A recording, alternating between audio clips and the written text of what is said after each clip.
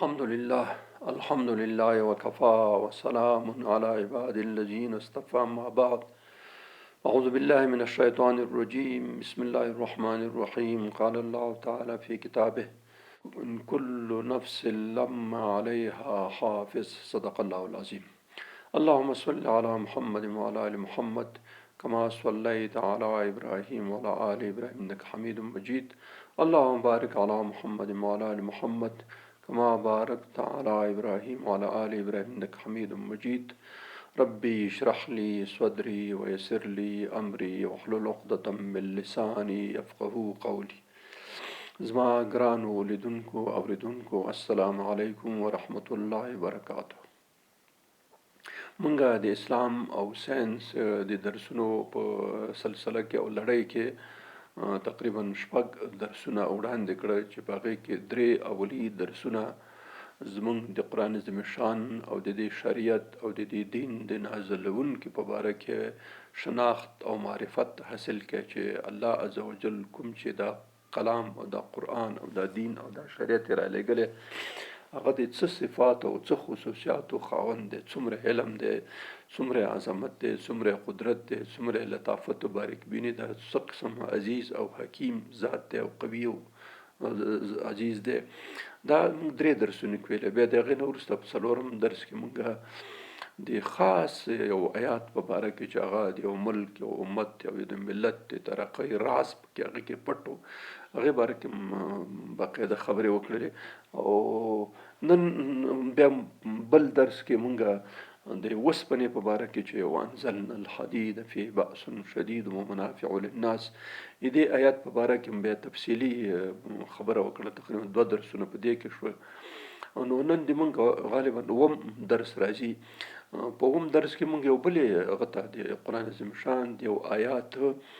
یو خاص موضوع ته انشاءالله نن اشاره کوو چې هغه د انسان دفاعي شیان دي چې په هر انسان باندې الله پاک فرمایي چې هیڅ داسې انسان نشته، هیڅ څوک داسې نشته چې هغه ته موږ محافظ او ساتونکی نه یې تعین کړی. ان کل نفس لما علیها حافظ. هیڅ داسې نفس نشته، ژوندی شی نشته یا انسانان موږ ته نه وخلو چې هغې ته موږ محافظ او ساتونکی نه یې تعین کړی. یعنی د ده ساتنه او د دې حفاظت لپاره الله عزوجل یو خاص دفاعي نظام یو دفاعي سیستم جوړ کړی دی چې په هغې باندې د حفاظت او ساتنه کېږي. دا سورت سوره طارق په نامه یادېږي. اول سوره البروج ده والسماء ذات البروج، او د هغې نه وروسته سوره طارق ده والسماء والطارق وما ادراک ما الطارق النجم الثاقب ان کل نفس لما علیها حافظ. څلورم آیات سوره طارق دا ده چې هیڅ داسې نفس نشته چې هغې باندې د محافظ او ساتونکی نه وي. د آیات داسې ترجمه غوندې ده، خو دې ترجمه داسې کیدی شي چې په هر نفس باندې الله پاک حفاظت کوونکی هغه ټاکلی دی چې دغه حفاظت او ساتنه وکړي. دا یو آیات دی. موږ د دې آیات اوس په ساینسي لحاظ باندې د دې لږ تشریح کوو چې الله عزوجل څنګه د ټولو نفسونو دپاره د ټولو هغوی دپاره څه کړي دي محافظین او هغه تعین کړي دي، ساتونکي تعین کړي دي. دا هم دوه معنا لري. یو د ساده معنا دا ده چې الله عزوجل د انسان د حفاظت دپاره حافظه ملائکه ورته ویل کېږي چې دوی ساتنه کوي د الله جل جلاله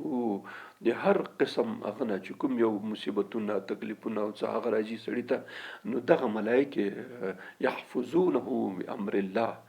دوی ساتي د الله په امر باندې دا د نفس حفاظت کوي. دې ته ویل کېږي حفظه ملائکه. موږ سره 2 ملائکه کرامون کاتبین 2 چې دي،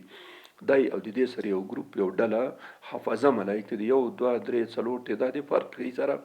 نو دغه ملائکه معمولا کله کله تاسو خیال لی خلک د خبره کوي نږدې مړو اسې خدای بچ کړم کنه، د چې کله کله یې کېږي هغه حفظه ملائکه یحفظونه من امر الله، د الله په امر باندې د حفاظت کوي. خو کله د الله پاک امر وشي دغه حفظه ملایکه به حفاظت نه کوي او نه هغه دفاعي سیستم چې په انسان کې کوم موجود دی چې د حفاظت کې به هم نه کوي، ځکه هلته هغه د الله پاک د حکم په مقابل کې به هیڅ شی نه چلیږي. نو چې تر څو پورې الله یو چاته د ضرر اراده نه کړي تر هغه د ضرر نشي رسیدلی، ځکه د دفاعي سیستم هم د جوړ شوی چې دغه مکمله دفاع کوي. خو چې کله د الله پاک امر او حکم راغی نو په هغې صورت کې بیا څوک نشته چې هغه دی وکړي که نه، د الله پاک مقابله کې به هېڅوک هم نشي ودرېدی. نو ساده معنی دا شو، ساده معنی موږ مفسرین او محدثینو چې کړې دغه معنی ده چې الله پاک عز وجل دوه کرام کاتبین د انسان د اعمالو د افعالو دې هغه دپاره دوه فرښتې تعین کړي دي چې د باقاعده عمل ټول ریکارډ مکمل ریکارډ. پخوا خلکو ساده هغه دا شیان نه وو، هغې وخت کې داسې فکر وکړو چې دا ځان سره لیکي مکتوبي، دا هم صحیح ده چې لیکل هم کوي ویډیو هم کوي اډیو هم کوي، دا ټول شیان کوي. اوس دا مونږ چې په دې لږ مغز او لږ فکر او لږ علم باندې داسې شیان مونږ ایجاد کړي چې باقاعده ټول ریکارډ مکمل په دې ټول مملکتونو کې مکمل ریکارډونه ویډیو سیستم، حتی تاسو به لیدلي کورو په خولو کې اوس خلکو کمرې لګولې دي چې د یو میاشت لپاره ریکارډ ساتي که غلا وشي هغه وشي مکمل ټول شیان به کې چې راشي بس غل دستي درته پیدا کړي په میدان هوایي کې په کوم ځای کې چې د نظامي ځایونه په هغې ځایونو کې دا شیان دا کمرې لګېدلي د همدې خاطر باندې که څوک ځي راځي چې هغه شناخت وشي غلا وشي. ډېر په دې بعضو مملکتونو کې باقاعده په دې دوکانونو کې ټولې کمرې لګېدلې چالانې درې څلور دانې ځینې ښکاره ځینې بیخي پټي، هغه باقاعده چې هر څوک راځي کیني په لاس چېرته کېدی کوم ځای ته ځي کوم ځای ته راځي چې راغلي چې عجب کیا چي ضرورت یې ته نشته چې هغه سړی هم بس ریکارډ هلته شته مکمل. چې کله هم دوی ته اشتباه پیدا شوه چې دغه شی ورک شوی بس دستي هغه چالان کړي. قصه مونږ باندې وشوه، مونږ کور نه مونږ موټر د کور په دروازه کې ودرولی او موټر خپل موټر هم هغه هم ودرولی او بس دا غمزه د مونږ دا موټر چې په هره کلي باندې خلاصېدو، مونږ ته دا پته نه وه چې په هره کلي خلاصېږي. بس مونږ چیرې تلو او سخته شدیده واوره ورېدله، شدیده واوره ورېدله، چیرې کار ونه پوهېږم څه ضرورت و چې هلته مونږ لاړ شو. نو هغه زما زوی ته ورته ویلې چې ته موټر وګوره که هغه یې چې هغه ویلې بس لاندې ولاړ دی سر یې ورښکاره کړې د پنجالۍ نه چې ورکړه لاندې ولاړ نه چې 10-15 دقیقې بعد مونږ هغې وخت کې چای وڅښلو او د چای څښلو بعد پروګرام چې مونږ وځو بیرون ته بس 10 دقیقې بعد چې مالک لاړو چې وکتل منډه راواخیستل ما ته وایي چې موټر چا بیولی واه دا څه مصیبت شو او داسې شدیده واوره ورېږي بس پسې وروتو چې بس وروتو اوس موټر اختیا هم نشته بس وتلی ده. ښه بس مونږ دستي پوه شو که نه چې دلته خو هلته کمرې لګېدلې زمونږ د کور په خوا کې یو دانه سرمایهدار سړی اوسدو صرافو، نو هغه ځان ته د 3 کمرې لګولې وې، هغه خیر د هغه شخصي وې خو یو کمره لګېدلې وه عمومي کمره په دې ټول مکمل شهرک کې چې په هغې ځای کې به هر څوک وتل ننوتل دا به یې چک کول مکمل. بس هغه سړي ته دستي دفتر ته ورغلو، دفتر ته ورغلو چې دا کیمره چالان کړه، نو بس کیمره چالان کړله بس هماغه مونږ ورته ویل څونه وخت کوم وخت مونږ ویل دغسې په کم 9 یا 9 بجې به شاوخوا وې چې دا موټر هغه شول وتلی وستلی شو، ځکه یو 10 دقیقې مخکې مونږ لیدل 10 دقیقې بعد ورک شو. نو مو وخت مونږ ته دونه تعین و چې د 9 لس کم 9 نه تر لس باندې 9 به دغه منځ کې دا ورک شوی دی. خیر هغه سړي راوړه بالکل هغه وخت یې راوړولو چې دغه وخت نه بس راغی اوس ښه ګورو که نه سړی په کمره کې راغی بس راښکته شو هماغه ځای نه چې مونږ راوتلي دی تعمیر دروازې ته 10 منزله تعمیر و، اول منزل کې مونږ وسلو نو دلته دا راغی دروازې ته راغی بس کیلي راویستلو موټر ته لاړو بس موټر چالان کړ دروازې خلاص کړې زنانه او دا دواړه سواره شو موټر چالان شو همداسې رووتو تر دې ځایه پورې دا اوس ریکارډ ټول شته د دروازې نه ووتو د دروازې خولې ته چې راغی چون واوره ډېره ورېدله د فکس د سړي شکل مونږ ته معلوم نه شو ځکه واوره ډېره شدیده واوره ورېدله. نو بس سړی ووتو، سړی چې ووتو نو ما ته هغه وویلې د کمرې والا ورته ویل ما ته ویل چې حاجي صاحب دا موټر غله نه دی ویولی، غل دا سړی غل نه دی، غل ځکه نه دی چې دا غل په داسې طریقه باندې موټر ډېر مطمئن راغی دروازې خلاصه کړه او په کېناست روان شو او دلته هم ډېر مطمئنانه ووتو دا سړی غلط شوی دی دا موټر پیدا کېږي. خو خیر مونږ هم ورخطا وو اوس موټر یې سړي نه ورک شو خو ډېره مشکله یې غټ شی دی وړوکی شی هم نه دی. هغه سړي دستي پولیس ته هم خبر وکړي داسې مونږ د شارک نه چا موټر بیولی خو خیر هغه وشو. نو ما دې زوی ته ورته ویل ما ورته ویل داسې وکړئ دا خلک خو د همدې تعمیر نه راوتلي، بیرون نه دي راغلي، همدلته وذکر راکېوته زنانه هم سره وکېوته. خو خیر ما ورته وویل چې داسې وکړئ د ټولو کورو ته ورشئ، د هر کور دروازه ټک ټک کوي، ورته وایي چې دا موږ موټر تاسو خو چا زنانه او څوک مریضان خو نه وو چې چابي ولي شبخانې ته نو هر سړي ته چې ورتله اخر یو کور پیدا شو چې کور دروازه ټک ټک ورته وایي چې ستاسو خو څوک مریضان نه وو چې شبخانې ته موټر کې لاړې ویل چې او نو بس پوه شو چې خلک خو همدا دي وی یو نارینه وو دوه سره زنانه وو څه خبره وه چې دا شبخانې ته لاړ دي موټر هم څه قسم دی نو عیناً زموږ موټر او د موټر بالکل سره یو شی یو رنګ یو هغه ورته چې تاسې موټر دی نو دوی اصل دا سړی میلمه و چې دا کوم راغلی و نو موټر یې هلته ودرولې په وړاندې ځای کې دلته چې راغلی فکر کړی چې موټر خو کله مونږ هم غلطېږو بل چا موټر ته کلي ور وړو سړی په رنګ چې یو شی نو هغه غریب هېڅ نه دی پوه شوی هغه خپل موټر یې لږ لرې ولاړو دی خو چې څنګه دروازې ته راوتلي چې ګوري چې موټر همدلته ولاړ دی نو فکر کړی چې همدا به ما ودرولې ځکه سړی چې نابلد وي نه پوهېږي او بل دا دی چې هر سړی راشي ځای چې خالي هغه ځای کې ودرېږي دا فکر نه چې کوم ځای کې خو چې ځای خالي هلته موټر ودرېږي بیا ځي دم چې ځای خالي دی هلته ودرولې مونږ د دروازې خوله کې چې پسې راغلی بس کلي تاو کړی دا اوس رښت دروازه هم خلاص شوه ماشین هم چالان شو لاړل خو خیر هغه ورته ویل چې هو موټر مې ولې دغسې موټر هم دی داسې بس هغه ویل چې نمبر یې درسره شته ویل نو موټر خو دلته نشته شپانه او د موټر خپل ولاړ دی همدلته هغه نه دی لاړ نو سړی راکړ چې موټر خو دغه دی زمونږ دې نه معلومېږي چې ده بیولی بس د سي ټلیفون پسې کړی او ټلیفون چې پسې کړی ورته ویل چې تا موټر چا راوستی هغه ورته ما خپل موټر راوستی دی خو بل موټر خو ځکه کلي یې د همغه وه کلي خو یې موږ سره خپله کلي موږ سره په جب کې وه نو چې ورغلی او منکر شو سړی چې نه ما خپل موټر راوستی نو زما زوی چې د هغه طب کې محصل و نو هغه به د موټر شاته هغه کې دلته خپل کتابونه ایښي وه ځان سره طب کتابونه نو هغه ورته وایي چې ګوره داسې وکړه خیر دی لږ تکلیف وباسه د موټر ته لږ ور وځه که موټر په شا کې شا سیټ هغه ځای چې شا خالي که دې کې د طب کتابونه و پلانکیا کتاب و نو بیا موټر زما دی او که کتابونه پکې نو بیا ستا دی بیا صحیح ده هغه چې لاړو چې وکتل رښتیا ګوري چې موټر کې خو شاته طب کتابونه او نمونې ورته وښودې دغه کتابونه دي نو هغه چې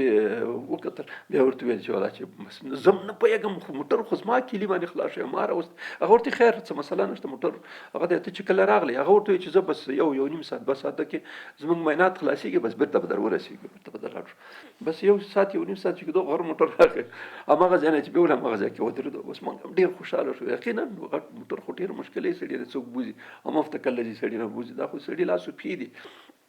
نه موټر یې راوستو موږ هم خوشحاله شو چې بس شکر وایي چې الله بخښه پیدا کړي بیا پولیس راغله پولیس ته موږ چې مسله دغسې وه بیا هغه ویلې چې موږ ته اوس یې برا وکړي دا شیخ موږ ته راپور راغلی دا اوس موږ ریکارډ کې ساتلی دی بیا هغه راغی او شی ولیکلو هغه ولیکل هغه بیا په ټول باندې او د شارک په هغه باندې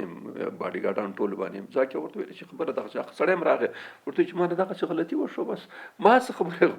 چې دوی دې موټر یې ما په کلي کېدای شي ما موټر یې دوی په کلي خلاص شي ځکه یو شی دی سر دا مې صرف دا خبره کوله چې اوس دغه شیانو د مخنیوي دپاره داسې شیان انسانانو رایستلي او باقاعده د هغې نه کار اخلي نو الله عز وجل چې کوم یو دی د دې دپاره خو داسې کمرې به لري داسې هغه به لري چې موږ نه ګورو ځکه نو هغه به د دې نه د انسان دا وړوکی علم چې کوم یو دی د دې خبرې اندازې ته ورسېدلو نو تاسو فکر وکړئ چې د الله پاک هغه لوی علیم ذات چې دی د هغه سره به څه قسم وسایل دي نو 2 کرام کاتب دې نه علاوه حافظه ملایکې الله پاک یحفظونه من امر الله د الله عز وجل په امر باندې من اصل معنا ورکی د الله پاک دی غنه ساتي نه د الله پاک په امر ساتي او چې تر څو پر الله پاک اجازت نوي کړي د حفاظت د پرختي د ملایکې واقعده کوي خو چې کله امر وشو بیا ختم دیغه په مقابل کې ځکه امر دی هغه دی نو د ساده او سمپل معنا شو چې د موږ محدثین او مفسرین او دغه چې کوم یو تفاسیر لیکلي بده کې د اتلان دا خبره لیکلي خو اوس موږ دا مسله لږ ساينس تړو دا خو عامه خبره شو په دیني او مذهبي لحاظ باندې اوس راځو دې خبرې ته چې ساينس په دې باره کې څه وایي ساينس په دې باره کې څه وایي اوس خبره دا د موږ او تاسو بدن کې د موږ محیط شاوخوا اطراف چې کوم یو دی په دې کې ډېر مختلف شیان دي چې موږ په بدن باندې حمله کوي میکروبونه دي وایرسونه دي بکتریا دي چینجي دي هر قسم د پاره موږ او تاسو دشمنان ډېر زیات لیدلي او نه لیدلي ځینې باندې موږ په یو ځن باندې نه پوهېږو دا اوس وختونو کې سړی عام هغه دی جراثیم چخام ورته وایي جراثیم کې به هر شی راځي بس دا څومره چې د واړه میکروبونه میکروب چې موږ شي ورته مایکروب اصلا وړکي شي ته ویل کېږي، نو هغې کې بکتریا هم راځي، په هغې کې وایرسونه هم راځي، په هغې کې واړه شیان چې کوم دي هغه پکې راځي. نو دا د موږ او تاسو په بدن باندې چې کوي دا حمله کوي.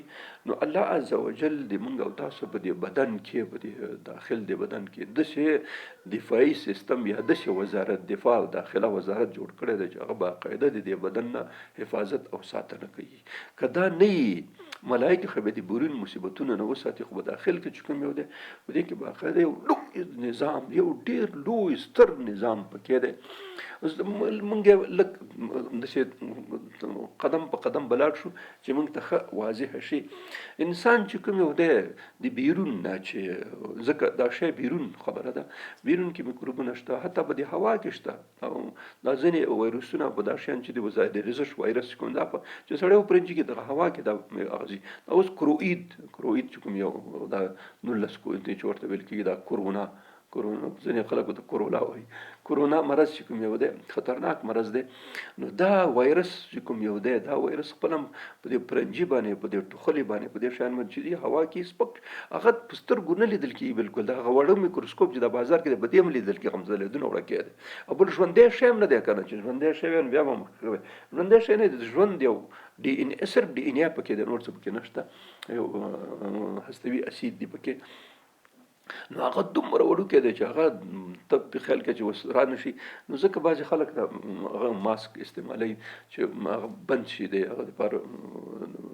هغه شی ماته را نه شي. نو ټولو خلکو ته مزکونه تړلي بس چې ودرېږي چې ماته هغه شی را نه شي، در حال چې په هغې باندې نه بندېږي، هغه دومره وړوکی دی چې هغې سوري لاندې ننوځي، هغه دونه وړوکی دی. نو خبره دا وي چې د بیرون سره چې موږ کوم تماس لرو د بیرون سره دنیا سره، نو دلته چې څومره بیروني حملې په موږ باندې کېږي د میکروبونو او د دې شیانو د لارې، موږ ټول پوستکی دې سره نه نیولې تر پو پورې دا خبره ټول مکمل پوستکی، دا پوستکی ټول دفاعي نظام دی خپل. داسې فکر وکړئ تاسو، ساده مثال په کوم ځای کې چې دفاعي هغه یا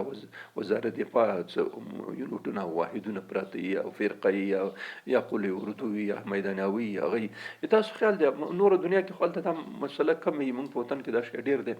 نو د هغې نه باقاعده دیوالونه راچاپ شوي، غټ دیوالونه، بیا د اوس وختونو کې د دیوالونو تر شا پورې غټ سیمټي دیوالونه چې کم از کم د توپ زور هم په نه رسېږي، د دیوال شاته نور هم ودرولي چې خامخا که څوک انتحاري یا بل څوک راځي په دې حمله کوي، هغه کې راکټ پیولي، نو کم از کم دا شی دفاع وکړي، بیا دیوال ړنګ نشي کنه. دیوال خو دیوال خو جوړ کړی، خو د دیوال هغه طرف بیروني طرف ته چې کوم هغه سیمټي دیوالونه ښي، هغې سیمټي دیوال باندې توپ هم خوراک نه کوي، درز دوه درې درزې ته نه تېر نه کوي، او بل واړه دونه 1 متر اندازه پورې خو کافي چې سړي د خلکو ورسره بیا ورختلی هم نشي، دی ایښي دفاعي هغه. نو کوم ځای کې چې هر ځای کې چې داسې شی وي چې هلته د هغې حفاظت لازم وي، ځینې وزارتونو کې، ځینې ریاستونو کې، ځینې خاص ځایونو کې چې هغه د خطر ټارګټ لاندې هغه شیونه لاندې معمولا دیوال هم لري، و دیوال شاته هغه دفاعي هغه چې کوم یو دي ماوانې هغه هم لګېدلي، په هر ځای کې نه چې کوم ځای کې پوهېږي چې دلته خطره دې شته، ځکه هر ځای کې خو څوک هغه هم نه کوي. نو په دې خطر باندې دا موجود دي. اوس د موږ د بدن ته چې کوم یو بدن دی تربیه خبره دا خو ټول ساتلې پکار دي، خو بعض ځایونه خاص مهم دي، هغې دپاره بیا الله په خاص نظام پیدا کړي. لکه موږ تاسو مهمترین شیان چې دي څو شیان دي، یو دماغ دی، یو زړه دی، سږي دي، جګر دی، معده، او دا منطقي دي. که خیالي دا خپله دا دماغ داسې کلکه کوپړی کې داسې ځای په ځای کړی دی چې سم غټ تبرګی نه یا غټ هغه نه وي، هغه مارتوړ غوندې نه وي، دا ماتېږي هم نه، داسې په تکو متکو په دې بوکس مکس باندې هېڅ په کیسه کې هم نه وي، خبره هم نه وي. داخل کې بیرون نه خو ضربه وي، خو په داخل ته څه مسله نه رسېږي، ورته داسې کلک جمجمه چې ورته ویل کېږي د سر کوپړی یا جمجمه، دې په واسطه باندې حفاظت کېږي. د زړه او د دې هغه دپاره که خیال یې دا هغه پوښتۍ چې موږ تاسو د سینې قفس د دې مهمو حیاتي اعضاو هغه کوي، حفاظت کوي. نو که ډېره ضربه ډېرې شو بیا خو هېڅ هم ورته سر هم نه ټینګېږي، نو پښې هم نه ټینګېږي، هډوکي هم نه ټینګېږي، هېڅ هم نه ټینګېږي، غټ شی هم نه ټینګېږي. نو چې هغه بېله خبره ده، خو د وړو ضربو په مقابل کې دا شی د حفاظت او ساتنه کوي. نو دا یو هغه شو ما ویلې چې موږ تاسو په دې دفاعي هغه کې یو خو دیوال شاته بیا هغه سیمټي کلک موانع هم شته چې راکټ مارکټ او توپ هم داسې په اسانۍ خوراک پرې نه کوي. نو موږ هم هغه حساس اعضا چې بدن کې کوم دي هغه یو الله عز وجل د دې لکه د دماغ حفاظت د جمجمې په واسطه باندې شوی دی، باقاعده په هغې کې ساتل کېږي. او بل دا رګونه چې کوم ځای ته لاړ دي په شاته لکه ملاتیر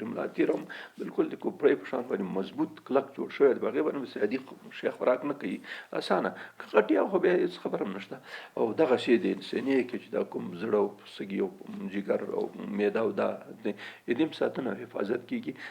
د هډوکي مغز تر ټولو مهم شی دی چې هلته ډېر مهم کارونه صورت ته شي. هغه بل باقاعده د هډوکي بالکل په هغه منځ کې دی. تاسو کله کورونو کې مخیل هغه هډوکی چې پوخ کړي بیا چې کله پوخ شي بیا کله سړی د هغه کې د چې ټکې وي د هغې نه مغز راوځي، دغه مغز دی. دا بالکل د هډوکي په کلک هغه کې د هډوکی هغه قصابان یم چې ماته د غټ تبرګی ورته جوړ کړی تیره چې پر اخلاص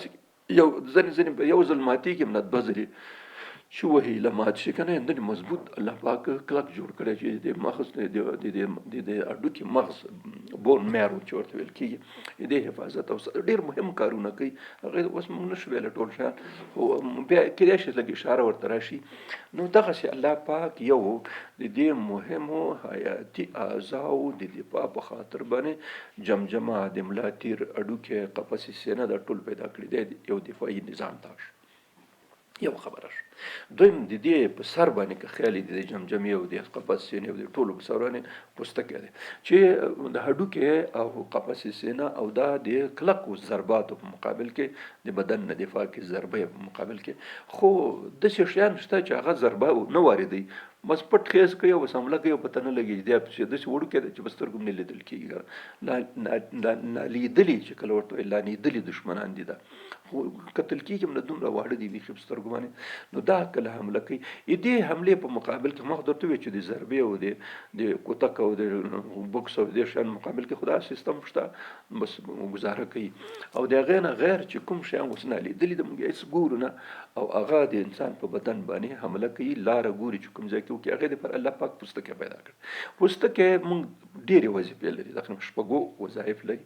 موږ په پوستکي باندې ګورل شیان لږ یاد کړو. په دې باندې موږ زیږ او نرم شی په پوستکي معلوم. اوس تاسو داسې لاسونه په هوا کې ګرځي پته درته نه لګي، چې کله په شي ولګوئ داسې تاو راتاو کوي تاسو ته معلومیږي چې دا شی خوی دی او دا نرم زیږ دی. موږ د یو شي زیږوالی د ګوتو په واسطه معلومو دا زیږ دی او دا شی چې دی نرم دی. یو شی چې زیږي چې ګوته کې مجرد ووایي تا ته بدلېږي چې دا زیږ دی. حتی ځینې شیان داسې دي لکه کاغذ دی، ځینې کاغذونه یو طرف خوی بالکل بل طرف یې زیږي دا شکل لري. نو چې څنګه ګوته باندې وګورې تړي ته پته لګي دا یو طرف یې خوی دی دا بل طرف یې دی زیږ دی. دا یو جو شو، دا په دې معلومیږي په دې زیږوالی او خویوالی. موږ په پوستکي مله دا ګوتو په سر کې پوستکي دلته عصبي رشتې د هغې په واسطه باندې معلومیږي چې موږ معلوم دا خوی ده که نه ده. دویمه خبره دا ده چې موږ ګرمي یخني په دې معلومو. اوس تاسو هغه راواخلئ یو ځای کې اوبه په ګیلاس کې ایښي، موږ په دې پښتو کې متل دی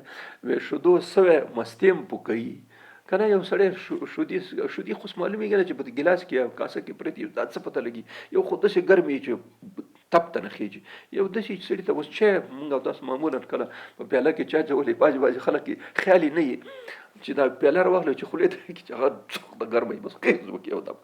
لکه هغه داسې فکر کوي چې دا به یخي خو تر څو پورې چې دا ته ونه ګورې نو تر هغه خو نه معلومېږي. سړي ته ګیلاس راواخله، ګیلاس شیشه چې د ډېره نه ګرمېږي، سړي ته خیال دی چې خولې ته یې کړي نو پته ولګي. خولې کې خو بیا حساس هغه هم پراته دي نو سړي ته معلومېږي.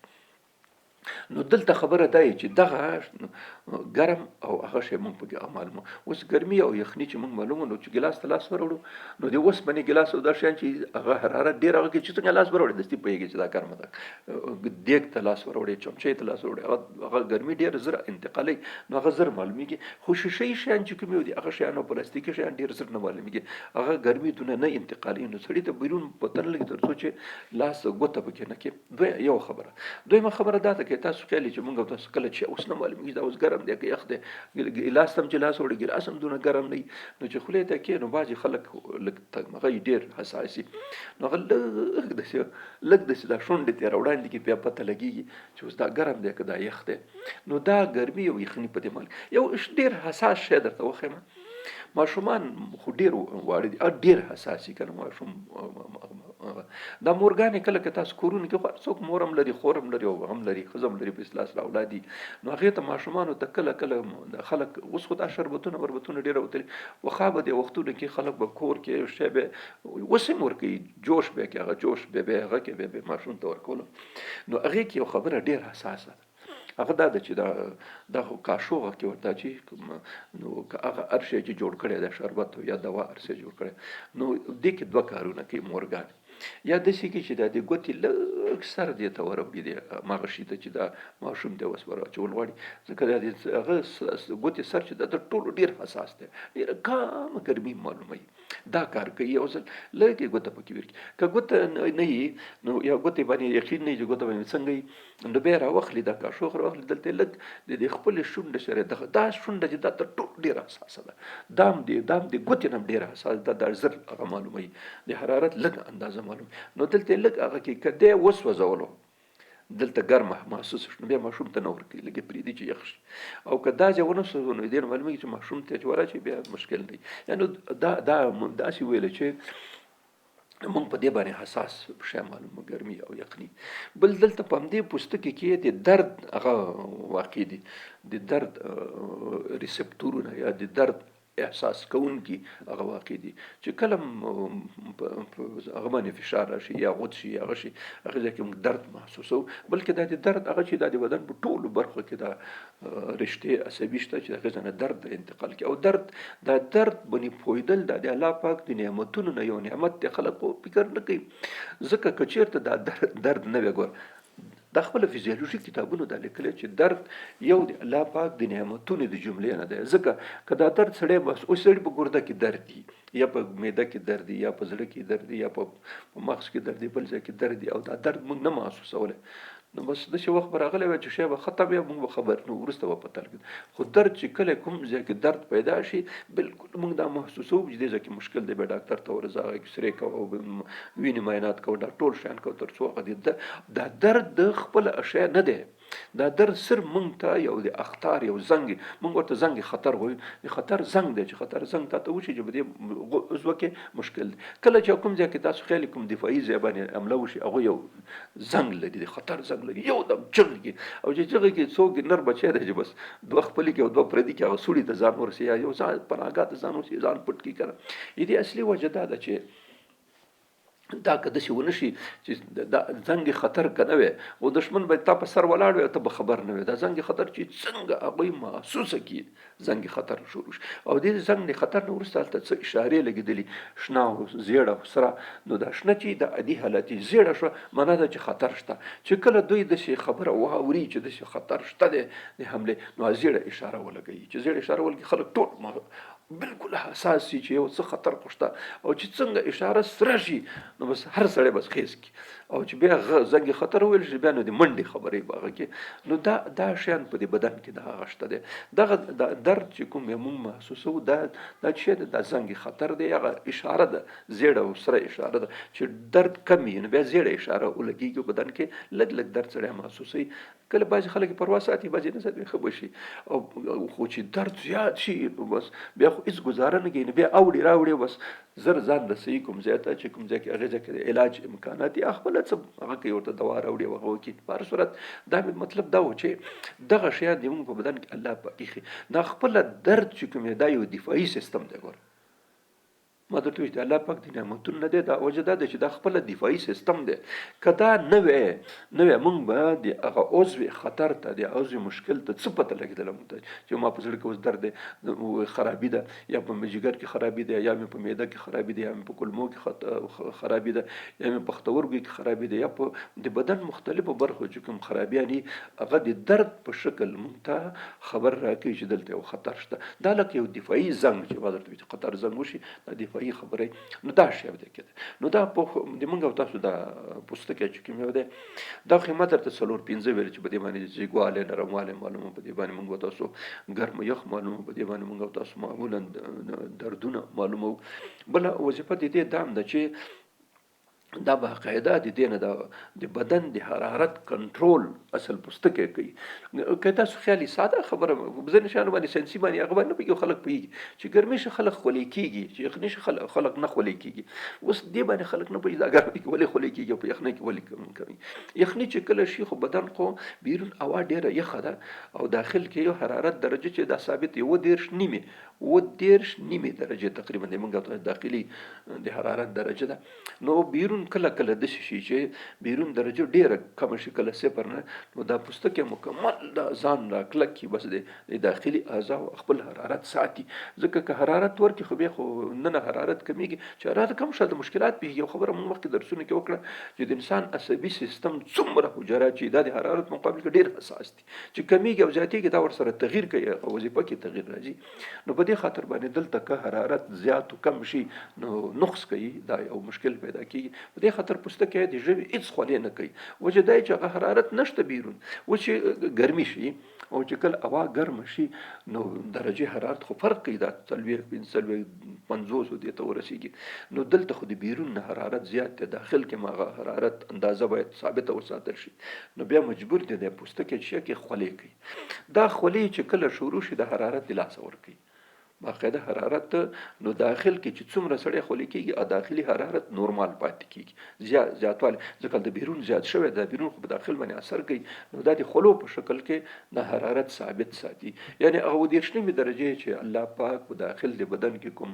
درجه حرارت تعین کړي دی، هغې د ساتلو لپاره پوستکی کار کوي باقاعده د خولو په شکل کې، د نه خولو په شکل کې. چې نه خولې معنا دا چې حرارت کم دی او بس دا باید حرارت وساتل شي ثابت، او چې زیات شي اتومات خولې سړي نه خولېږي. تاسو یو خیالي ساده خبره چې کله سړی خولې وکړي بیا یخوالی محسوسوي، هغه یخوالی محسوسوي ځکه چې داخل کې هلته حرارت زیات شوی دی. چې حرارت کله زیات شي چې خولې وځي بیرته را برابر شي، اندازې ته را ورسېږي. نو دا خولې د پوستکي بله وظیفه دا ده چې دا د بدن د حرارت د درجې کنټرول په غاړه لري، کنټرولي زیاتوالی او کموالی د باقاعده یو سیستم باندې دا جوړوي. بل په دې کې پوستکی د بیروني میکروبونو په مقابل کې چې موږ یې نه ګورو په سترګو باندې، دا خو بیرون موږ په تماس کې بدن کوي. موږ مخ او د موږ ټول شی جامې مې اغوستې او خیر، خو کله خو جامې دې کې نه نوځي، د سوري کې لستوڼي په دې ځای کې خو نه نوځي، داسې خو نه ده، خو په سترګو نه لږ دونه واړه دي. نو دې ځینې دنیا دلته دا خو باقاعده ورسره مخامخ دي، لاسونه پښې، خو په جامو کې هم که نه نوځي، دې ځای کې نوځي، دې ځای نه ټول بدن د ځانه چې لستوڼي نه د پیسو نه هر طرف نه ننوځي. نو د خطر خبره دا چې ننوځي داخل د پوستکي سره چې په تماس کې سي. په پوستکي کې باقاعده غوړ دی، هلته یو قسم شحم د سیبون په نامه سره یادېږي. دا د پوستکي د هغه نه داخل کې د هغه شحمي غدوات دي، دا غدې هغه څه کوي، دې سره مخامخ کېږي. نو دا باقاعده د بدن حفاظت کوي، لکه یو حفاظتي لکه موږ تاسو د دیوالونو ته رنګ ورکوو، که خیال هم دا رنګ دوه قسمه دی. یو ته رنګمالان پوتین وایي، د دیوال هغه سوري موري جګوالی ټیټوالی په پوتین باندې برابري، غټ ډبل شي هغه کړی هغه د شی ورسره یې هغلته هغه کې نشي راوخلی سي یومه کې چې جګ و ټیټ دی کوم ځای دی هغه ټول په دې پوتین باندې برابر کړي، وروسته به رنګ ورکړي. دا رنګ اصل د دې دیوال یو خو ښایست هم بل دا چې د دیوال حفاظت ساتنه کوي د بیروني شیان په مقابل کې. نو دا شحم چې په دې پوستکي کې په لکونو په میلیونونو باندې هغه د غدوات دي، دا غدوات باقاعده د پوستکي باندې هغه کې دا پوستکي نرم غوړ ساتي. نو دغه غوړ یو پیدا ده چې د میکروبونو داخل ته نه پرېږدي چې داخل ته لاړ شي. غوړ په دې لایه کې لکه موږ تاسو ویل چې رنګ د بیروني شیانو په مقابل کې د دیوال حفاظت او ساتنه کوي، یو لایه یو طبقه دې طبقې په واسطه باندې د حفاظت او ساتنه کیږي.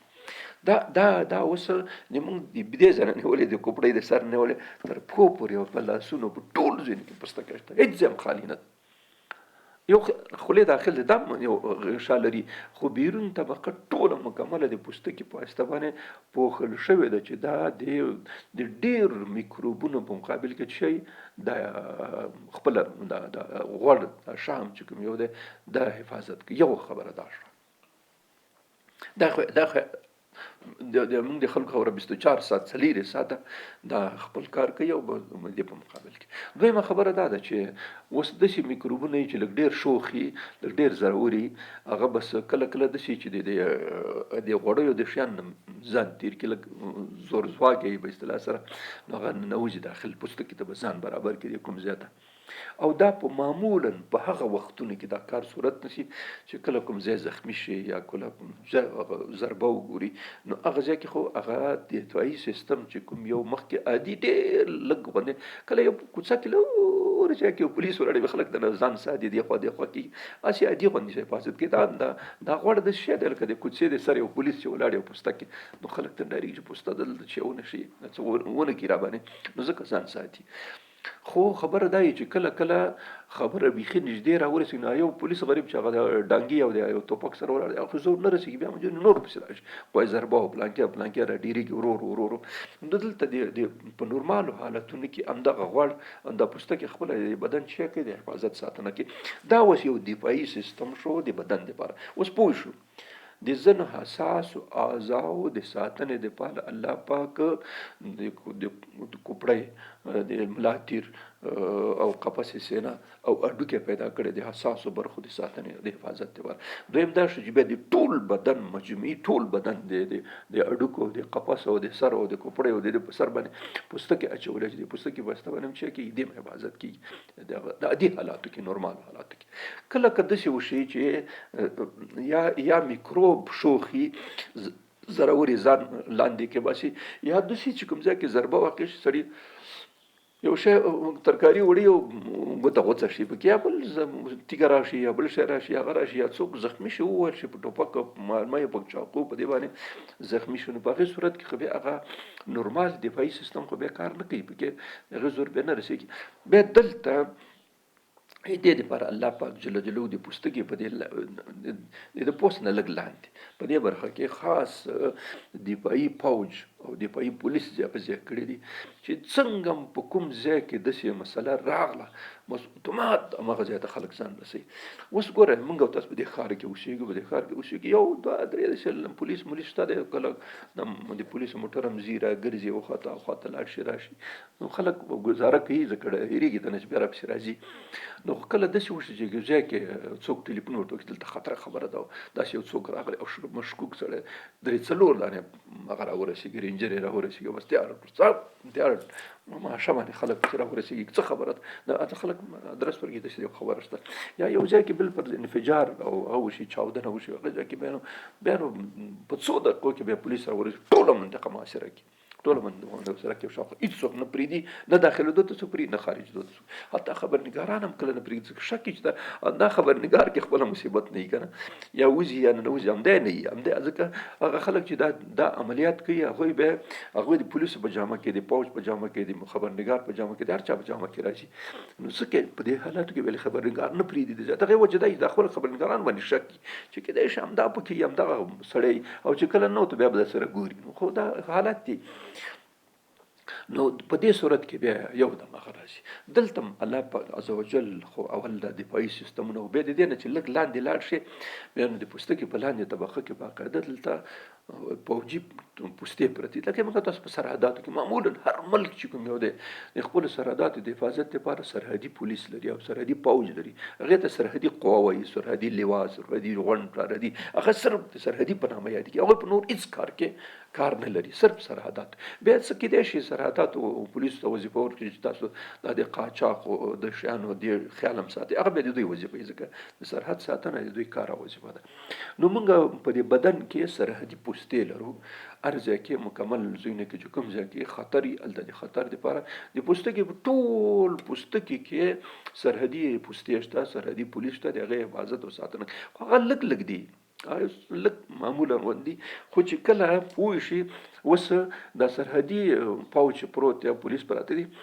قرار خوبونه کوي، بس ښکاري یو نفر ودرولې هغه ته د نور قرار خوري اوس کې حساب نه مني. وجه دا چې څه مسله نه وي، خو چې کله مسله پیدا شي خطر شي نو بیا یو په ځای باندې دوه درې پیرهداره ودري او دا نور هم تیار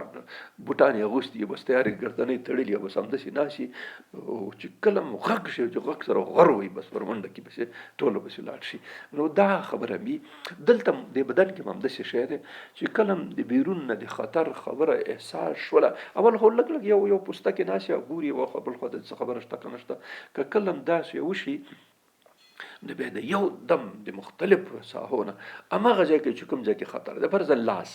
لاس کې مشکل پیدا شو، زخمي شو، هغه شو، سړي ترکاري وروله غوښې وروله درس شی غوڅکې بس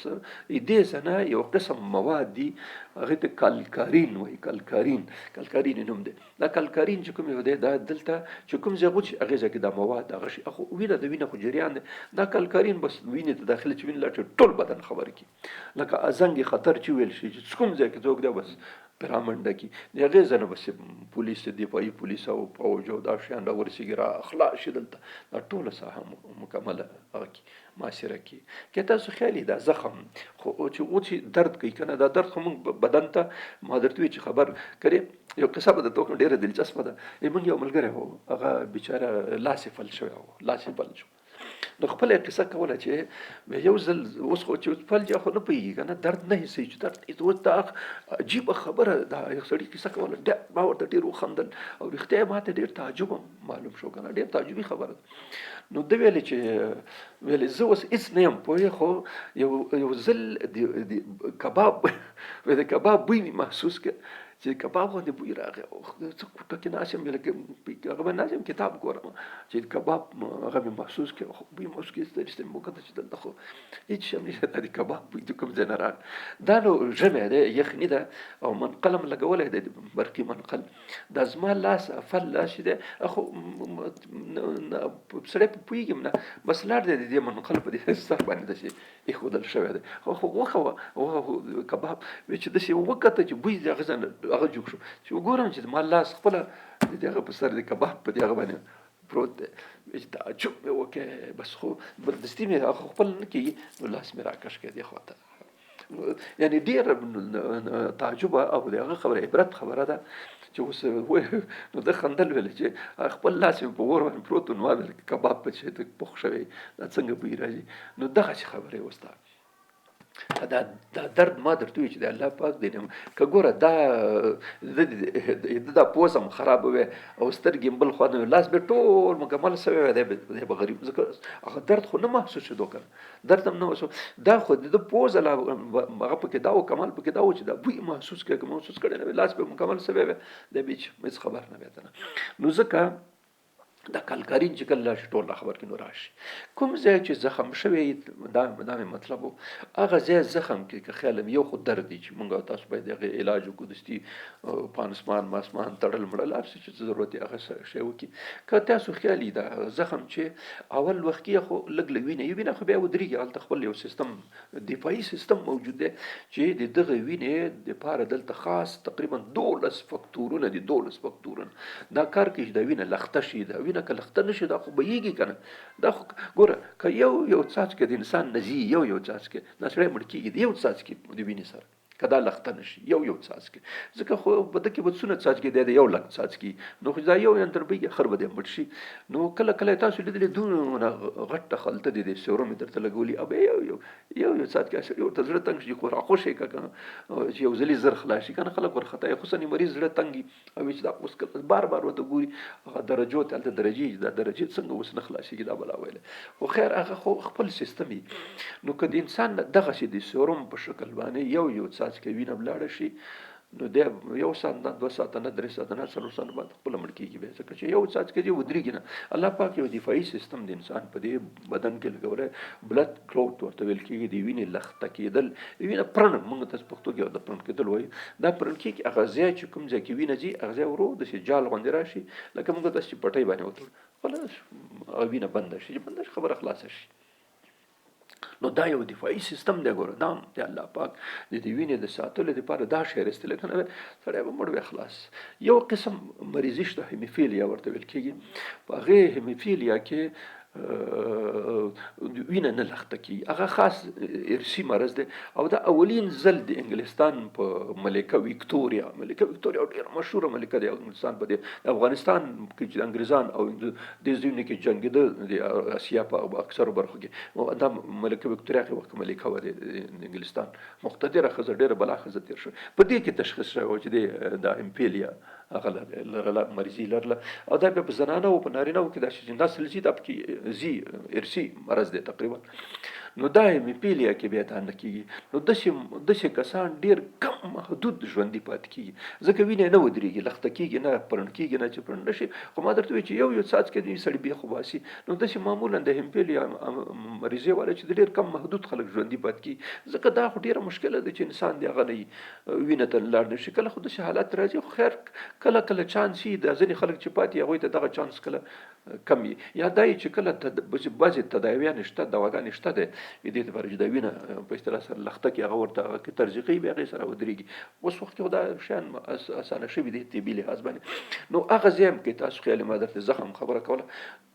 نو دلته کله چې دا پولیس او هغه راشي نو دغه ځای کې خو دا خو زخمي شو د بیرون سره په تماس شو نو دلته میکروبونه اتومات حمله کوي ځکه ځای پیدا شي ورته بس ویلې چې د ګوته نه باسي به سوپ پکې نه باسي نو یو دم په لکونو باندې میکروبونه راځي دی ځکه تاسو خیالي اول وخت دا زخم چې تازه نو څه خبره نه ورسته ورو د شاوخاته سرواله پیدا کی او درد هم ورسره زیات شي او کله که زخم غټ دی د زخم د غټوالي سره انسان ته تبم پیدا شي درد خو یې بیا دغه ځای سرواله پیدا کی دې ته په طبي اصطلاح کې التهاب یا انفیکشن ویل کې انفیکشن دا انفیکشن شو دا دغه کله انفیکشن دا بعضې خلک چې د انګلیسي هغه کې ګوتې وایي دا ډاکټرانو د خو ډېر انګلیسي استعمالوي ځکه هغوی همدې باندې مقتدي وایي دا انفیکشن شوی دی او په عربي او د ژبو کې موږ تاسو التهاب ورته ویل کېږي. هغه چې کله زخم شاوخوا سرواله پیدا کی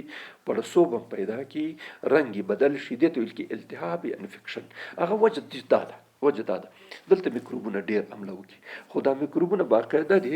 دفاعي قوا او د خوا نه چې شوي دي معاصره دي نو دې په منځ کې جنګ شي بس درز وغار او وهل ټکول او کول کله داسې شي چې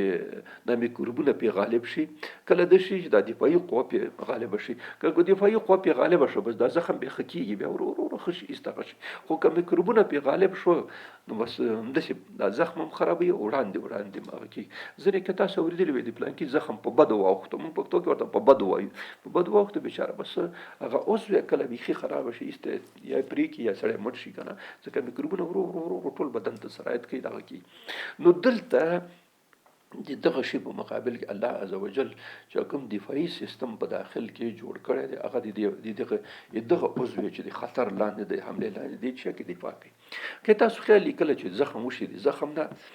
به ریم یا موږ زوه ورته ویلو کې داسې سپینې زیړې اوبه راوځي تنه بیرون ته نو کله چې ډاکټر په اصطلاح سره پانسمان کوي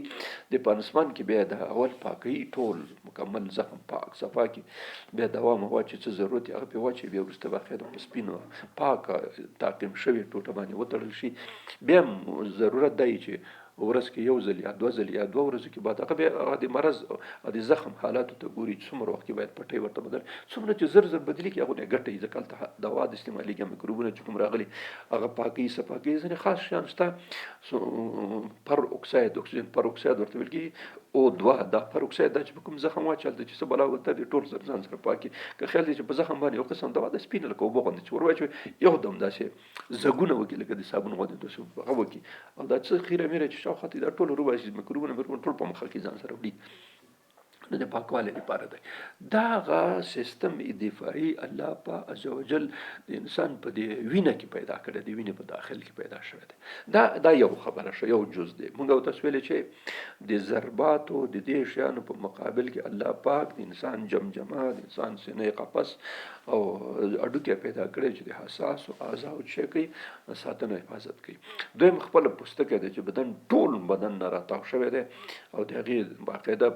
نورمال نورمالو حالت کې دفاع کوي او که خطرناک حالت پیدا شي هم د پوستې شته بیا هغوی پوستې د نورو هغه نه قواونه په اصطلاح سره کومک غواړي د دفاع کې تر نهایي حده پورې دفاع کوي او چې کله بیا زور یې نه رسېږي نو کله کله داسې هم شي چې مملکت باندې څوک هغه وکړي په مخ اخوا ته نوځي ټول مملکت په یو شپه یو سوار روز کې نیولی نو بیا بېله خبرې هغه زور ډېر شي پې دا یو سیستم شو دا خو پوستکي حفاظت کوي خو ځینې شیان موږ لرو چې کله اوس دی موږ او تاسو دا خوله چې کوم یو دا خو همیشه بند نه شي ساتلی که اوبه پیس کې هوا پیاخلي موږ او تاسو پوزه دې نه اندې خو شیان نه نوځي اوس چاره نشته غیر د دې نه هېڅ چاره نشته اوس داسې خو نه کېږي چې دا د تمبوزک اچولی همیشه نو کله خو به تمبوزک اچولی خو کله خو سړی اوبه څښي کله ډوډۍ خوري کله کې نو خوله خو خلاصېږي هېڅ امکان نه لري چې خوله خلاصه نه شي دا خامخا خبره ده چې خوله به خلاصېږي نو چې خوله خلاصېږي دې زر کړپ شیان نه نوځي اوس هوا نه نوځي د هوا کې ډېر زیات میکروبونه جراثیم پکې شته نه نوځي اوس خبره دا ده چې کوم یو لارې چې د خطر لاندې او امکان د دې شته چې دې نه هغه ننوځي داخل شي نو په هغې ځای کې الله پاک یو دفاعي سیستم ځای په ځای کړی اوس ټول تشریح کوو انشاءالله په دې کې د موږ سترګې چې بیرون سره دي دا په تماس کې دي بهر سره باقاعده ګورو په تماس کې دي ځکه چې خلاص دي اوس خبره دا ده چې سړی وي چې نه د میکروب نه ځان ساتي سترګې پټې کوم بس هغه د میکروب نه ځان ساتي سم په بلا باندې ځان اړولی چې به ټکر شي لا د ګړنګ نه ورزدلی وي بام نه به ورزدلی وي هغه نور هم مصیبت دي که نه اوس سترګو نه خیر خو هېڅ زندګي نه کېږي دا ممکنه بیچارهګان چې سترګې نه لري هغوی نه داسې پوښتنه وکړي چې پته ورته لګي څونه مصیبت باندې کړي نه کاسه ګوري نه دیګ ګوري نه خوله ګوري نه هغه ګوري بس هغه د تجربې په احساس باندې ځینې شیان باندې پوهېږي که ډېر سخت په مشکلاتو کې الله پاک د سړي نه د بینایي نه اخلي ډېر غټ نعمت دی الله پاک دی نو دا سترګې خو اوس همیشه مونږ چې کله ویښ وو دا خو همداسې غړولې ساتو نو د بیرون سره دا په تماس کې و چې په تماس کې دا خطر دی اوس دې سره نو د دې ګوره الله پاک جل جلاله حکیم ذات دی که نه دلته دې کې داخل دی د سترګو په دې اوښکو کې دا اوښکې دا موږ اوښکې چې دا دلته غدې دي ګوره دغه ځای کې دا غده خپله د اوښکې باقاعده تولیدوي په دې ځای کې په دغه ځای کې داسې دونه شی دی دا غدې دي دا اوښکه پاک کړئ یو خو دا اوښکه چې کوم یو ده دا دوه درې مهمې وظیفې لري ډېر بعضې شیان د سړي سپیکر نه ورته ډېر مهم شی دا اوښکه که تاسو خیال دا موټر کې خو سواره شوي کله موټر شیشه چې مخکې کومې شیشې دي دا هغه کله خیره نه شي یا ګرد ور ولګي نو دستي هغه ډریور چې کوم یو هلته یو شی لري چې داسې کې اشیا چالان شي پاک کورنده چې ورته ویل کېږي دا او د دې سره خوا کې هلته یو وړوکې ټانکۍ لري د اوبو نه ډکوي نو چې اشیا د زور کې پش اوبه راخوشې کړي ټوله شیشه باندې اوبه ولوېږي نو بیا اشیا پسې راخوشې کرپ خر یا باران وریږي چې باران وریږي خو باران وریږي سړی بیا نه ښکارېږي نو اشیا پسې راخلاص کړي داسې پاکوي زموږ د سترګو زموږ عجیب نظام دی که نه زموږ د سترګو د پاکوالي دپاره الله پاک دوه شیان پیدا کړي دي یو دا دی چې دا باڼه چې موږ او تاسو دا سترګې هغه کوو سترګې رپول ورته وایو زیمز دا باقاعده ده چې تاسو خیالي که تاسو یو سړی وایي چې همداسې راډې ونسي هېڅ نه یې خورئ نه کېږي دا لږ وخته پورې طاقت کوي بیا خامخا راټیټېږي وجه دا ده چې دغه بیرون ګرد غبار چې دا سترګو ته راځي دا موږ نه پوهېږو دا سیستم عصبي الله پاک همداسې جوړ کړی چې هغه څو ثانیې بعد یا دقیقه بعد چې سړی خپله قصدن وکړي چې ونه کړي نه کېږي یو وخته پورې په ځان ټینګ کې اخر خپله اتومات خپله بس راټیټېږي هغه سترګې پاکوي او که داسې ونسي او بالکل یې داسې ونسي چې بس نه راپرېږدي نو بیا به څو دقیقې بعد بیا به ته پوه شې چې سترګې خړوالی پیدا کړي د ګرد غبار نو د دې لاړو د هغه وبښئ د اوښکو وظیفه دا ده چې د اوښکې باقاعده د موږ د سترګې دا شیشه چې کوم یو د لکه موټر شیشه چې موږ کتل پکوو دا باقاعده پاکېږي د څو ثانیې بعد دا شی راټیټېږي یو خبره خو دا شو دی او بل دا دی چې دا اوښکې چې دي دا هماغه اوبه دي چې هغه ډېرورې ورشني دا شیشې ته او شی بیا پسې ګرځي دا شی چې دی دا زم دي دې وظیفه دا ده چې دغه د پاک کورنده کار کوي او اوښکې د اوبو کار پکې کوي نو دا پاکول کوي د اوښکې اوس خبره دا ده دلته اوس اصلي مسئلې ته راځو په دې اوښکو کې دې په خاطر دلته خو خطر دی د دې خبرې چې کېدای شي هغه میکروبونه حمله وکړي پکې او راشي هلته جمع شي بیا ننوځي د دې لاره ځکه د اوښکو نه د سترګو لاندې نه دلته یو نل داسې تېر دی لاندې د پوستې سره راغلی دی داسې که تاسو خیالي کله سړی په زړه شي نو دې ځای اوبه را روانې شي که نه بیا لږ څماله د وخت پاکوي هغه همدغه دی چې د اوښکې څه دي څه خو دلته بیرون راوځي چې ډېرې شي ځکه هلته هغه دوه واړه نلونه دی هغې کې لږ لږ موږ او تاسو اوس د اوښکې چې کوم یو دی موږ او تاسو د هغه پاکوي دا سترګې پاکوي نو هغه موږ نه محسوسوو هغه همداسې په دې نلونو کې په قراره لاندې کې اوسي ځینو خلکو که تاسو خیالي دغه نلونه یې بند دي نو بیا د هغوی د سترګو نه اوښکې داسې راځي تاسو به لیدئ بعضې خلکو راکې اوسي بیا هغه علاج لري ډاکټر ته ورځي هغه جراح دی هغه چې کوم یو دی هغه بیا دا نلونه ګوري چې دا نلونه کې کوم ځای کې کیدای شي خیره میره څه بند یا مکمل بند دي بیا هغه خلاصوي څه اوس طریقه لري دپاره څه مشکل نه چا د سترګو نه چې اوښکې راځي د هغې مطلب دا دی چې دغه دوه نلونه چې دې طرف او دې طرف واقع دي دا بند شوي دي د په وجه باندې دا مشکل سړي ته پیدا شوی دی هغه خبره ده اوس په دې اوښکو کې چې دا د بیرون سره باقاعده په تماس کې ده او هر وخت دې خطر شته چې دلته دې هغه حمله وکړي میکروبونه دې حمله وکړي په اصطلاح سره راشي نو د هغې دپاره الله پاک په دې اوښکو کې دا اوښکې چې کوم یو دي دې کې یو قسم انزایم دی لایزوزیم د په انګلیسي لاتیني نوم دی انګلیسي نه لاتیني نوم لایزوزیم انزایم دا لایزوزیم انزایم چې کوم یو دی دې وظیفه دا ده چې کوم بکتریا میکروب بلاوتلی به د سترګو ته ننوتو نو هلته دستي رساروي هسې کپله کوفته ترې نه جوړه کړي نو نه پرېږدي لاندې چې داخل د بدن ته نوځي خیال مو شو دا اوس یو دفاعي خط دی کوم ځای کې ما درته ویلې چې هلته خطره د دښمن د ننوتو شته هغې ځای کې دفاعي لایزوزیم انزایم وظیفه همدا ده په اوښکې کې موجود دی او چې کله بکتریا میکروب دلته راننوځي نو بس دی انحصار کې دا انزایمونه خپل یو سیستم لري ځان ته هغه بیا په مختلفو سیستمونو باندې کار کوي خو هغه میکروب ختموي میکروب فعالیت ته نه پرېږدي بس ختم کړي هغه تجزیه کوي داسې یو قسم انزایم دی لکه تاسو یو شي باندې تیزاب واچوئ تیزاب چې هغه ټول اوبه غوندې کړي داسې دوړې کړي ختم کړي تیزاب نو دغسې دا هم لکه داسې خاصیت لري چې کله میکروب راشو بس ایسته پرې رامنډه کړي بس ایسته ختم کړي ځان سره اوبه یې کړي بس ختم شي نو په د بیرون خطره دلته موجوده ده نو دې ته الله پاک په اوښکو کې لایزوزیم انزایم ایښی دی یو دویمه خبره دا چې موږ خوله ته خو موږ اوبه هم څکو هر څه څکو یا موږ دا لاړې چې کوم دي لاړې دا باقاعده غدوات دي په داخل د دې بدن هغه کې دغه غدوات شی کوي دا درې قسمه دي یو د ژبې ژبه ټیټه کې دلته غدوات دلته دي او شاته به دغه ځایونو کې شته لاندې قسمتونو کې دغه غدوات چې کوم یو دي دا غدوات لاړې تولیدي او دا لاړې باقاعده ډېرې وظیفې لري لاړې خوله غاښونه پاک ساتي هغه مینځي او خوله که سړی خبرې کوي چې کله لاړې پکې راځي سړی وچک لږ خبره نه شي کوي ځکه خوله وچوي نو چاره ورته نه دا یو شی دی چې دا ضرور دی بله خبره دا ده چې موږ کوم تاسو ډوډۍ خورو ډوډۍ چې خولې ته اچو هغه خو همداسې خو نه داخلېږي خو به دا چې ته په غاښونو میده کوې په ژبه به اړې راړې او د دې سره به لاړې یو ځای شي دا لاړې خوی دي کې مختلف مواد شته په دې لاړو کې هغه خوی کوي بیا خویدونه ورسته دا ژبه داسې ورو شاته ټیلوي نه بیا هغه شي کله که تاسو جوارې خوړلې جوارې غمزدلې چې خوله کې واچي هغه لاړې ورته کفایت نه کوي لاړې نشي کولی بیا مجبور یې چې یا شربت یا اوبه یا شودي یا چای هر څه چې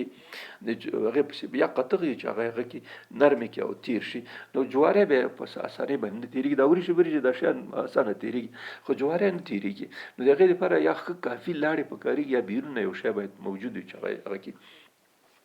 دلته ما درته ویل چې د سترګو کې خطره وه دلته هم خطره شته نو دې خطر دپاره دا دی چې دې کې هم لایزوزیم هماغه انزایم چې په اوښ کې هغه انزایم عیناً په لاړو کې هم شته نو دا لاړې خو موږ وویلې چې دا د غذا سره داسې کېږي ټوله غذا په لاړو باندې که کړېږي نو بیا لاندې تېرېږي همداسې نه تېرېږي وچه کلک نه تېرېږي کنې دغه ځای کلک نه ختوي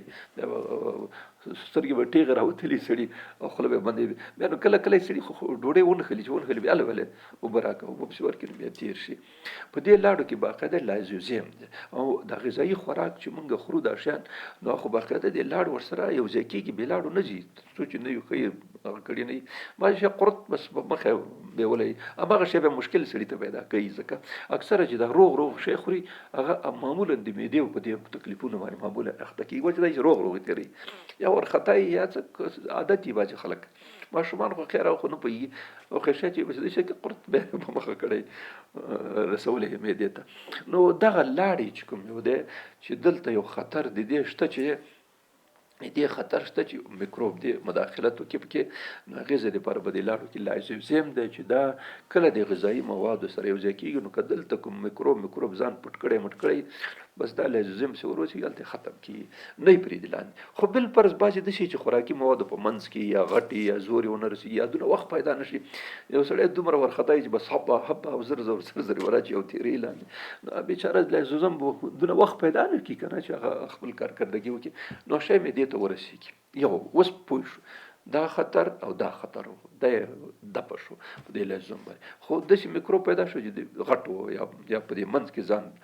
کش کړی لفافه کې او لاندې کې وتلو، نو بیا په داخل د معده کې HCl د مالګې تیزاب سخت تیز تیزاب دی، دا تقریبا د مالګې تیزاب چې تیزترین تیزاب هم دا دي، او د موږ او تاسو په دې معده کې شته کله کله خلک زړه به جوش کوي، هغه د تیزاب مقدار زیات شي، دا داخل د معده کې، او چې کله بیرون شی ورسېږي، څنګه شی ورسېږي بس لږ خبره پکاري، معده هم خپله د هغه نه جوړ شوې د غوښو د شیانو نه جوړ، نو بیا د دې معدې د پوښ دپاره داسې یو پوښ یو موکوس په نامه باندې یو قسم مواد دي چې هلته تولیدېږي په داخل د معده کې، هغه داسې دی لکه رنګ چې ورکوي، چې رنګ ورکوي نو بیا دیوال ته چې د رنګ ورکوي روغني رنګ دی ورکوي، اوبه ورشه نه هېڅ کار کیسه کې هم نه وي، دې به داخل د معده کې دغه موکوس په نامه چې یادېږي، دا باقاعده د ټوله معده داسې دا مرۍ معده دا ټول شیان ساتي، د هغې حفاظت کوي لکه روغني رنګ چې ورکوي، نو بیا هغه HCl تاثیر پرې نه کوي، د هغې ضد دی د هغې. خو چې کوم مواد ورشي نو موادو سره بیا دا کار لري، دا پکې ګرځي. دا HCl مختلف وظیفې لري، یو وظیفه یې دا ده چې کوم میکروبونه کوم مضر شیان چې دلته دي باید ختم کړي، د هغې سره لاړ شي. بیا هلته انزایمونه دي، دا خوراکي مواد کوي، بیا داسې کولمو کې هغه کوي، هلته هم ضیا په ضیا ورته هغه دی. نو دلته د موږ د دې لارې نه خطره د میکروب د داخل دو ډېره ده، نو دلته دفاعي سیستم په خوله کې، بیا د خولې نه ځي په معده کې، بیا د معدې نه وړاندې په کولمو کې، په دې ځایونو کې بیا چې وړاندې ځي، خو خوراکي مواد چې کله معدې نه وځي د معدې نه بعد بیا نو جذبېږي، چې کله جذب شي دا معمولا یو ورید باب په نامه سره یادېږي، چې دا ورید دا د کولمو نه ټولو کولمو نه وینه او د خوراکي مواد چې کوم یو ضروري دي ټول راځي دې ورید په واسطه باندې جګر ته ځي، بیا د جګر نه ځي دا بیا زړه ته داخلېږي، زړه ته چې داخل شي بیا زړه بیا ټول بدن ته پمپ کوي.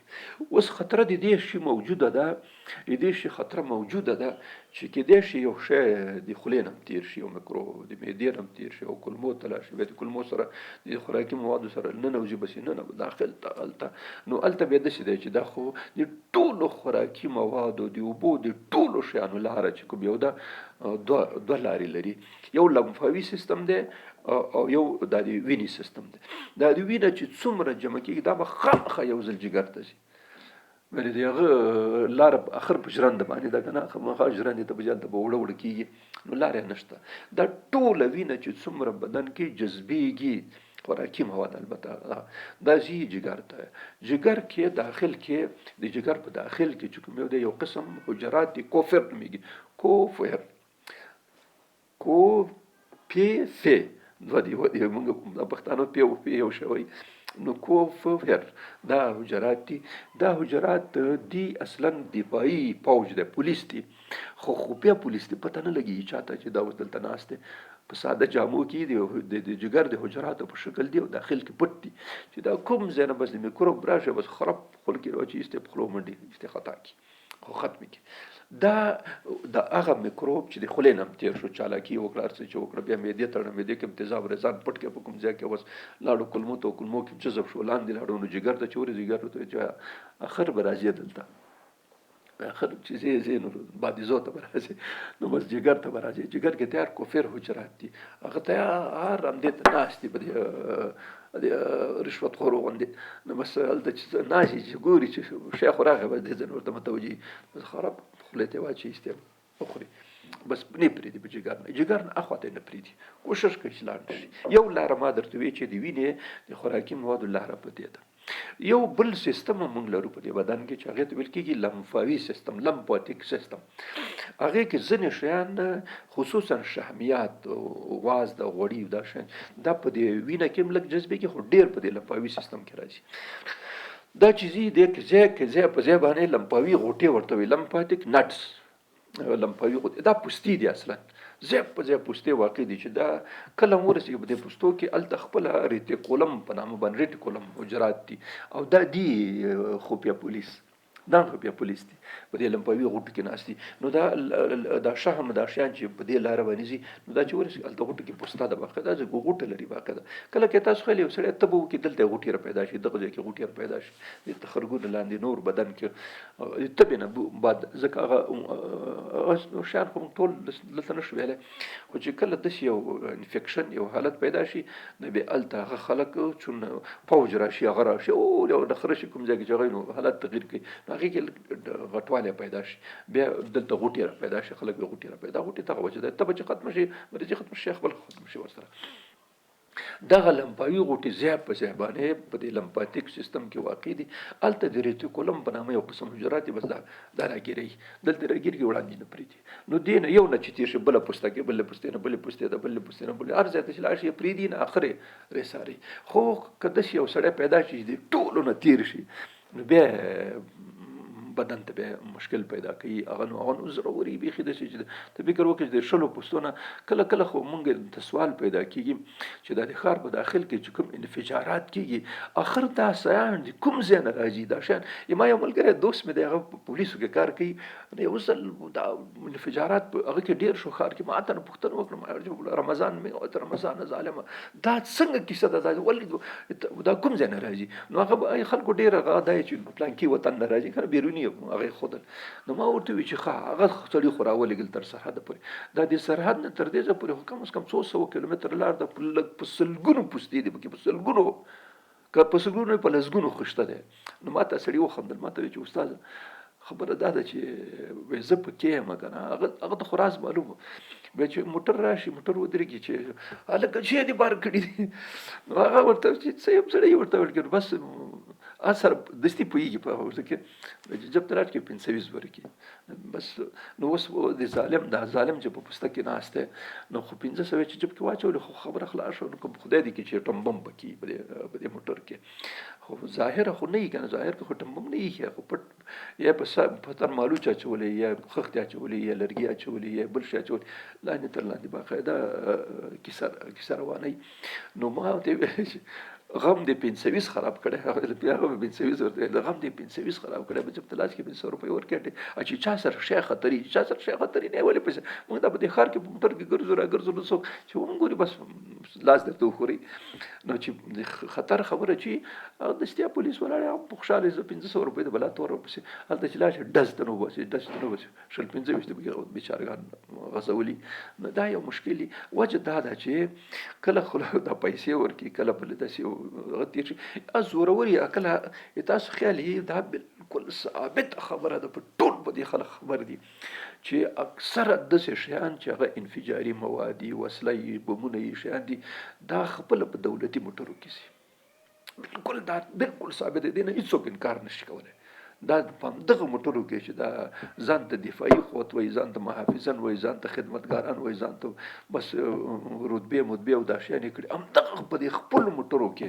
همدې پولیس موټر کې همدې فوج موټر کې همدې کې اچوي هغه ځای ته چې کوم ځای ته درځي او پیسې په مقابل کې ورکوي ما ته بالکل معلومه ده په دې څارنوالۍ کې داسې دوسیې شته دی چې خپله منصبانو غټ غټ جګړن ډګروال ډګرمن تر جنراله پورې په دې مسله کې ملوث دي هغوی پیسې اخلي او دا شی هغه ځای پورې دي دا بالکل ثابته خبره ده دا د ما د خولې تبلیغاتو خبره دا ثابته ده ټول دنیا ته ثابت دا دوسیې به د هغه کې شته ده په دې حکومت کې او خلک ځینې نیول شوي بندیان شوي دي ولې ویل تاسو ضرورت نو چاره مې نه وکړ حتی یو شبخانه کې وخت کې یو بم والوته په هغې بم کې تقریبا 50 کسان مړه شو په شبخانې په داخل کې عسکري شبخانه اخر سړی ونیول شو جګړه نو خپله چې وظیفه یې وه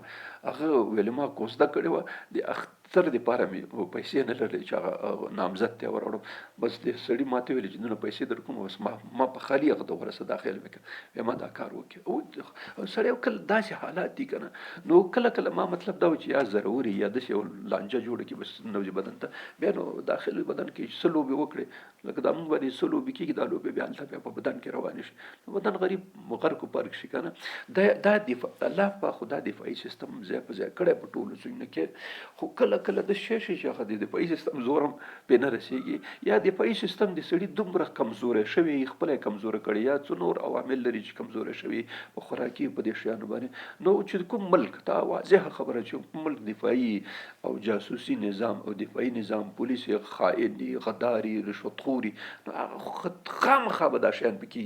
که داسې حالت راغی چې موږ هېڅ پولیس هېڅ پوځ هېڅ څوک رشوت ونه خوري دې ته هغه کې قسم په خدای که څوک ته نه ډزه وکړي څنګه ډز کوي ته نه ته خو خپل راولې هلته ما په سر باندې کېنوې نو بیا به خود ما مړ کوي نو که دا ونه شي بیا کله کې چې د سرحد نه نیولې تر داخله پر ټول یو قسم ټول مخلص خلک امین خلک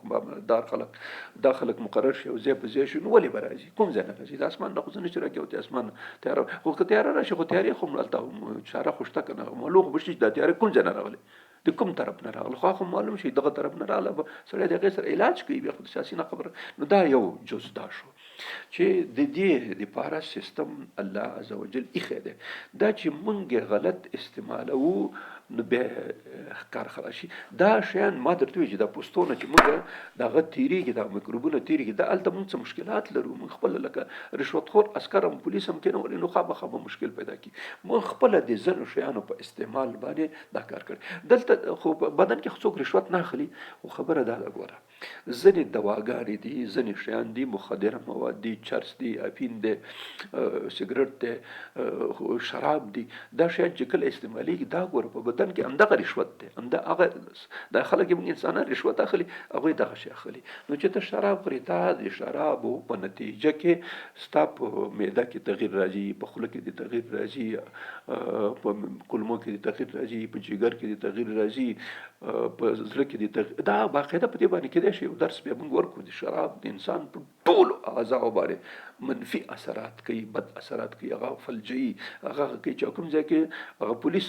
بل پر شراب سړی خو سړی نشه شي نو چې کوم شراب او دا شیان سړي استعمال کړي نو هغه حجرات چې په داخل کې یو وظیفه دی د څارنې او د حفاظت او د پیردارۍ وه هغه نو په دې وخت کې ویده شوی دی چې د تدلارې پولیس ویده شي نو خود به تنه بم تېرېږي خود به تنه غل تېرېږي خپل به تنه دښمن ته نه تېرېږي دا خو واضحه خبره ده په بدن کې دغه مشکل ده دا مشکل موږ ورته پیدا کوو ته چې چرس څه کوې سګرټ څه کوې نو ته متباته وایې ته چې سګرټ څه کوې دا ستا سګرټ دود جید به داخل دی د سږو ته او په سږو کې چې کوم حجرات وظیفه لري چې د بدن دفاع وکړي نو خو تا خپله خرابې کړې چې خرابې کړو نو به څه وکړي شراب دی خوړه د بدن ټول آزادي خراب کړه نشهیي مواد نور دا چرس مرس بنګ منګ دا ټول شیان چې کوم یو دي دا خو خپله سړي خراب کړه کنه ځینې خوراکونه دي ځینې نور دي دی نه ځینې خوراکونه دي چې هغه بدن ته تاوان رسوي هغه هم دغه مشکلات دلته په دې دنیا کې په دې موږ په دې وطن کې رشوت کار خرابوي رشوت کار خرابوي او د انسان په بدن کې داخل کې چې رشوت نشته دغه شیان مصیبتونه دي موږ خپل استعمالو موږ خپل ځان په خپل خراب کړی دی سیستم هم کړی دی ځکه الله عز وجل اکثر آیاتونه قرآن عظیم شان کې چې کانو انفسهم یظلمون دوی په ځانونو و چې په ځانونه یې ظلم کړو او الله چې دی په چا باندې ظلم نه کوي الله په خو ته روغ سیستم درکړی دی هغه درکړی دی و چې ته دا ټوپک راخلې بجای دی چې ته د دښمن د دفاع په وګه د خپل سړی پې مړ کړې نو خبره خو دا ده اوس موږ ته الله پاک دا ټول شیان سیستمونه دا روغ راکړي دي خو موږ یې داسې په طریقه باندې غلط استعمال کړو نو شی خراب شي دا خبره کول اوس په دې دا د دې خولې نه مونږ شروع کړه په خوله کې لایزوزیم دی په معده کې بیا ایچ سی ال تیزاب دی مالګې تیزاب دی چې نه پرېږدي کولمونه چې کله دا مواد پورته ځي جذبېږي هلته د جګر ته چې رسېږي په جګر کې کوفر حجرات دي هغې نه پرېږدي هغې نه چې بیا وروسته ځي په لمفاوي سیستم کې هم دغه سیستم شته دې نه چې وړاندې لاړ شي نو بیا خو د ټولو پوستو د پاټکونو نه شی تېر شي نو بیا به هلته نخرې کوي خامخا به ورغ نه کوي دا یو جز ټوله دویم ځای چې کوم یو دی دویم ځای چې د بیرون سره په تماس کې دی په خطره کې دی موږ پوزه ځکه موږ او تاسو موږ کله کله چا چې پوزه باندې مجبور په خوله باندې تنفس وکړي په هر صورت خو د دې لارې یا د پوزې یا د هغه د لارې نه چې کوم داخل ته دوا غذي وبخي غذي هوا په دې کې خیال هم دی مفیده طبي هغه دا د چې سړی په پوزه باندې مثلا سره هغه وکړي تنفس وکړي د پوزې په داخل کې تاسو خیال دلته ویښتان دي ډېر او دا ویښتانو وظیفه ده چې دا باقاعده دغه غږی پاکه کړي دا هوا. نو کوم دوړه موړه ګرد مر میکروب چې دلته پکې دلته په دې ویښتان کې ونولي لاندې ځي نو دې ځای نه تېرېږي لاندې بیا خامخا رسېږي. په دې کې خطره د دې خبرې ډېر ده چې ویښتان کې بند نشي او لاندې ځان ورسوي بیخ هغه ته مثلا سره سیستم زیاته. نو چې هلته کله ورسېده نو بیا په داخل د سږو کې موږ مخکې درس کې تقریبا بیان شي دا سږي دې ځای نه چې ځي بیا په دوه شاخونو یو ښي طرف دی یو چپ طرف دی بیا یو په چپ طرف چې دی په دوه غټو شاخونو بیا ښي طرف چې دلته زړه چپ طرف دی په دې خاطر دوه دې خوا درې ښاخونه دي بیا دا شي لکه د ونې په شان باندې لو یو غټه ونه ته نه جوړه شي بیا د ونو په سر کې بیا پاڼې یا لکه دانۍ لکه انار یا هر شی چې دی داسې یو کیسې پکې دي هوایي کیسې کڅوړې دغسې شي. دې کڅوړو کې د هوا ټوله چې دې خوا نه چې دا ټولو کڅوړو کې ویشل کېږي تقریبا درته وایي 3 لکه د شاوخوا کڅوړې دي په دې کې دې کڅوړې ته تقسیمېږي. بیا دې کڅوړ نه ځي اخوا د وینې ته دا قسم مخکې تېر درس کې ویلی ضرورت بیا تکرار ته نشته. اوس خبره دا ده چې په دې هوا کې خو طبیعي خبره دا ده چې په دې هوا کې به خامخا میکروبونه وي نه خو نشي کېدی چې داسې پاکه هوا دې موږ تنفس کړو چې هغه بیخي هره ورځ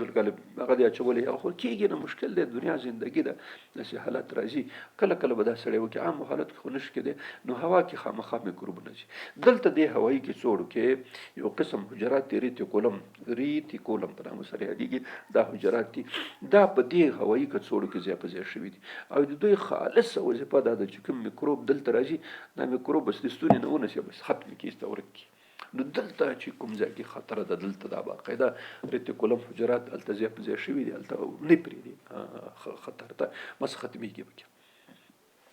دا سیستم د بیرون نه چې څومره شیان وو که خیال م دا ټول شیان په دې سیستم باندې هغه شو ختم شو. درس مانتونه بس انشاءالله بیا نور به متبقي درس به بیا موږ بل وخت کې بل درس کې ځکه دلته ټول مسله ما ته خیال دی چې ټوله مسله دلته نه حل کېږي بیا به انشاءالله بل درس د دې لپاره خاص درس موږ ولرو هغې کې بیا موږ واخر دعوانا ان الحمد لله رب العالمين.